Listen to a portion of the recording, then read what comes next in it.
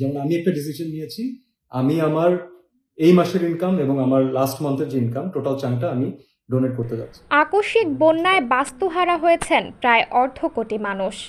বিশেষ করে দক্ষিণ পূর্বাঞ্চলের জেলা ফেনী, নোয়াখালী, লক্ষ্মীপুর, কুমিল্লা, হবিগঞ্জ, মৌলভীবাজার, রাঙামাটি, খাগড়াছড়িতে দুর্ভোগে পড়েছেন মানুষজন।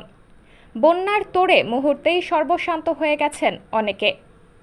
সাধ্য অনুযায়ী বন্যার্তদের পাশে দাঁড়ানোর চেষ্টা করছেন সব শ্রেণী পেশার মানুষ। শুক্রবার 23 আগস্ট বিকেলে এক ভিডিও বার্তায় বন্যার্তদের জন্য নিজের 2 মাসের আয়ের টাকা দেওয়ার ঘোষণা দিয়েছেন তারকা অভিনেতা ও মডেল সিয়াম আহমেদ। একই সঙ্গে সিয়ামের স্ত্রী শাম্মা রুশাফি অবন্তী তার 1 মাসের আয়ের টাকা বন্যার্তদের দিচ্ছেন। ভিডিও বার্তায় সিয়াম বলেন, গতকাল একটি ছোট্ট বাচ্চা তার জমানো 14,500 টাকা পুরোটাই বন্যার্তদের জন্য ডোনেট করে দিচ্ছে। এটাই বাংলাদেশের সৌন্দর্য।